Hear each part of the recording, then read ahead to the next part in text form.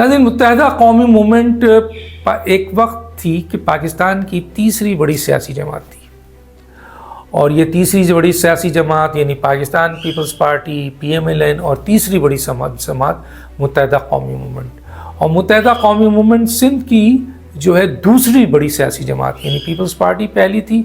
اور سندھ کی شہری علاقے ایون کہ گاؤں تک بھی متحدہ قومی موومنٹ پہنچ گئی تھی اور ایک بڑی طاقت تھی۔ اور حکومت سازی میں چاہے وہ PMLN کی حکومت ہو یا چاہے وہ پیپلز پارٹی کی حکومت ہو، متحدہ قومی موومنٹ کی بڑی سپورٹ کی ضرورت ہوتی تھی، ایون تک کہ لوگ وزیر اعظم بننے کے لیے وہ ایک چھوٹے سے گھر میں آتے تھے جسے 90 کا گھر کہا جاتا تھا، اور وہاں اس وقت کے جو متحدہ قومی موومنٹ کے سربراہ تھے، قائد تھے، الطاف حسین صاحب، ان سے ملاقات کی جاتی تھی، رابطہ کمیٹی سے ملاقات کی جاتی تھی اور بڑی ریکویسٹ کی جاتی تھی، اور پھر متحدہ قومی موومنٹ کے سپورٹ سے یا تو PMLN یا پیپلز پارٹی جو ہے برسر اقتدار آتی تھی، اور ظاہر ہے اس سلسلے میں متحدہ قومی موومنٹ کو بھی اس حکومت کا حصہ بنایا جاتا تھا۔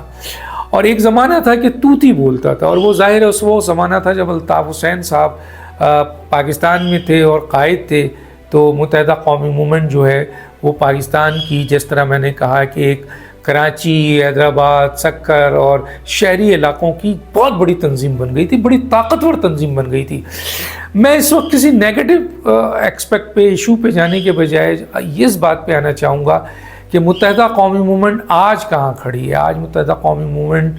جو ہے وہ تباہ حال ہے۔ کراچی، حیدرآباد اور شہری علاقوں میں جو اس کی مقبولیت کی توتی بولتی تھی، آج متحدہ قومی موومنٹ بکھر گئی ہے، ٹوٹ گئی ہے، اور جو موجودہ اس وقت متحدہ قومی موومنٹ ہے اور جو اس وقت حکومت میں لوگ شامل ہیں، جس میں ظاہر ہے مصطفیٰ کمال، ڈاکٹر خالد مقبول صدیقی اور دوسرے لوگ ہیں، وہ سارے کے سارے جو متحدہ قومی موومنٹ کو اس وقت لیڈ کر رہے ہیں، کوئی مانے یا نہ مانے، اس وقت جو متحدہ قومی موومنٹ ہے حکومت کا ضرور حصہ ہے۔ ان کو الیکشن میں سیٹ بھی ملی، اور یہ الزام ہے بہت بڑا کہ یہ بھی فارم 47 کے ذریعے آئے ہیں، اور یہ حکومت میں ہیں، وزراء بھی ہیں، لیکن عوامی لیول پر ان کی پذیرائی بہت کم ہے۔ کوئی اس سے اختلاف نہیں کر سکتا۔ آپ کراچی کے ان جگہوں پہ جائیے جیسے لالو کھیت ہے، جیسے اورنگی ٹاؤن ہے، جیسے لانڈی ہے، کورنگی ہے۔ ایک زمانے میں تو نیو کراچی وغیرہ میں جو سب سے زیادہ ووٹ پڑتا تھا، ریکارڈ ووٹ پڑتا تھا، 1,40,000، 1,50,000، 1,60، وہ متحدہ قومی موومنٹ کو پڑتا تھا۔ اتنی مارجن کے لیول سے جیتتے تھے کہ کوئی حد ہی نہیں تھا، اور یہ وہی علاقے تھے۔ لیکن کہا جاتا ہے کہ آج ان علاقوں میں موجودہ متحدہ قومی موومنٹ کی پذیرائی بہت کم ہو چکی ہے، اور اس کی شاید وجہ یہ ہے کہ اس وقت دو وجوہات ہیں۔ ایک تو یہ کہ انہوں نے کراچی کے حوالے سے جو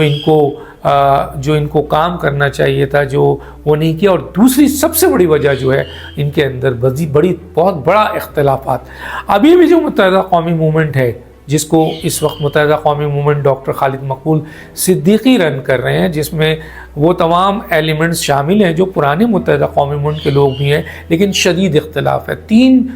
دو تین گروپس بنے ہوئے ہیں بہت بڑے بڑے، اور 2-3 گروپس جن سے ہم بھی رابطے میں ہیں، اور ہمیں پتہ ہے کہ اس وقت اتنے بڑے گروپس ہیں کہ ایک دوسرے کی مخالفت میں آؤٹ آف وے پہنچے ہوئے ہیں۔ ایک اور بہت بڑا جو گروپ ہے وہ ہے الطاف حسین صاحب کا، وہ ابھی تک سروائیو کرتا ہے، اور کچھ لوگوں کا خیال ہے کہ اب الطاف حسین صاحب، کیونکہ ان کی جو لڑائی ہے اور ان کی جو آپس میں اختلافات ہے اور ان کی جو پذیرائی عوام میں اب نہیں مل رہی ہے، تو ایک دفعہ پھر عوام جو ہے وہ الطاف حسین کی طرف جا رہی ہے، اور ایک بہت بڑا حلقہ جو الطاف حسین کا سپورٹر ہے، جو ملک سے تو باہر ہے ہی، اب ملک کے اندر بھی، اب آپ اورنگی ٹاؤن، لالو کھیت، لانڈی، ان جگہوں پر چلے جائیں۔ آفاق احمد صاحب اپنی سیاست کر رہے ہیں، یقیناً انہوں نے بہت اچھے اقدامات کیے ہیں، لیکن ان کی عوامی پذیرائی اس لیول پر ابھی تک نہیں آئی ہے جو کہ سمجھا جا رہا تھا کہ آ جائے گی۔ باقی جو خالد مقبول صدیقی اور مصطفیٰ کمال صاحب کی جو متحدہ قومی موومنٹ ہے، فاروق ستار بھی اس میں شامل ہیں، وہ کافی نیچے آ گئی ہے۔ عوام میں ان کی پذیرائی بہت کم ہے، اور اس وقت جو ہے وہ پھیلتے جا رہے ہیں دوبارہ الطاف حسین صاحب۔ اور یہ میں نہیں کہہ رہا، آپ کراچی کے اہم ترین دانشوروں سے، سیاستدانوں سے، یہ ان کے ملک یعنی صوبہ سندھ سے بھی باہر اگر اب جائیں، ابھی عائشہ گلالئی کا آپ نے دیکھا ہوگا ویڈیو میں بیان، انہوں نے صاف طور پہ کہا کہ جناب کراچی، حیدرآباد اور شہری علاقوں میں پھر ایک دفعہ الطاف حسین کی پذیرائی بڑھتی جا رہی ہے، اور الطاف حسین جو ہیں وہ عوام کی دوبارہ ڈیمانڈ بڑھتے جا رہے ہیں۔ میں پیچھے نہیں جانا چاہتا کہ کون غدار تھا، کیا تھا۔ یہاں اس ملک میں تو غداری کا کرائٹیریا آپ جانتے ہیں کیا ہے، میں اس پہ ڈسکس نہیں کرنا چاہ رہا۔ انہوں نے کیا غلط کام کیا، دوسرے سیاستدانوں نے کیا کیا، ان کو ریلیف ملی نہیں ملی، دوسروں کو مل گئی، اس پہ نہیں جا رہا۔ میں یہ چاہ رہا ہوں کہ اس وقت عوامی مقبولیت میں ایک دفعہ پھر الطاف حسین صاحب بہت اوپر آ چکے ہیں، اور شاید اس کی وجہ یہ ہے کہ یہ متحدہ قومی موومنٹ میں شدید اختلاف ہے، جو بظاہر تو سامنے ایک ساتھ بیٹھے ہوئے نظر آتے ہیں لیکن پیچھے ان کے درمیان بڑے اختلافات ہیں، اور وہ ہم تک بھی پہنچتے ہیں، ہم سے بھی رابطے میں، اور اس کی ان اختلافات کے ساتھ ساتھ انہوں نے کچھ ڈیلیور کر کے نہیں دیا، کراچی کے لیے کوئی ڈیلیور کر کے نہیں دیا، اور اس حکومت کا حصہ بن گئے۔ فارم 47 کے اوپر الزام ہے ان کے اوپر، جس کے اوپر عوام اب بہت سخت نالا ہے۔ تو ظاہر یہ ہے کہ ان کی سروائیول اس وقت تک ہے جب تک ان کو سپورٹ حاصل ہے حکومت کی، ریاست کی، لیکن اگر یہ انڈیویجول بیسس پہ، یعنی یہ ریاست اور حکومت کی سپورٹ سے ہٹ کر کراچی، حیدرآباد یا سکر یا شہری علاقوں میں آتے ہیں اور فیئر الیکشن ہوتا ہے، تو کہا جاتا ہے کہ متحدہ قومی موومنٹ کو شاید ایک آدھ سیٹ بھی نہ مل سکے، اتنی ان کی مقبولیت کم ہو گئی ہے۔ اب سوال یہ ہے کہ الطاف حسین کیا پاکستان آ رہے ہیں؟ الطاف حسین کو لوگ ڈیمانڈ کر رہے ہیں کہ آپ پاکستان آئیں، کراچی کے، حیدرآباد، سکر کے شہری علاقے چوکنگ بھی ہوئی ہے، کچھ سیاستدان بھی کہتے ہیں، کچھ دانشور بھی کہتے ہیں انہیں آنے دیا جائے۔ اس سے زیادہ لوگوں نے جو ہے وہ ریاست، حکومت پاکستان کے بارے میں غلط کہا ہے، ان کو موقع دیا جائے، لیکن بہرحال ریاست یہ سمجھتی ہے، حکومت یہ سمجھتی ہے کہ الطاف حسین صاحب کو اس وقت نہیں آنے دیا جائے گا یا نہیں آنے دیا جا رہا ہے۔ لیکن کیا ان کی مقبولیت میں کوئی کمی ہو رہی ہے؟ بلکہ بڑھ رہی ہے، لوگ یہ کہہ رہے ہیں کہ بڑھ رہی ہے۔ تو اب جو صورتحال ہے وہ یہ ہے کہ دیکھنا یہ پڑے گا کہ آیا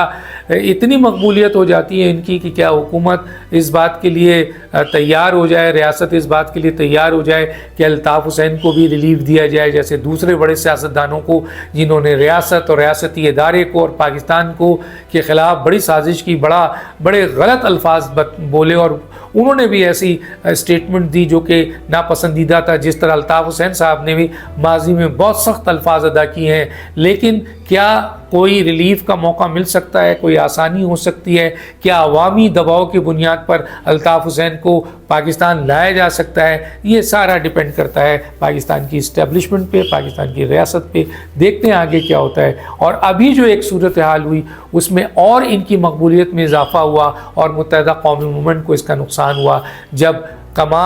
مصطفیٰ کمال نے جو پریس کانفرنس کی اور نیشنل ٹی وی میں بیٹھ کے جو انہوں نے لینگویج استعمال کی ہے، اس کو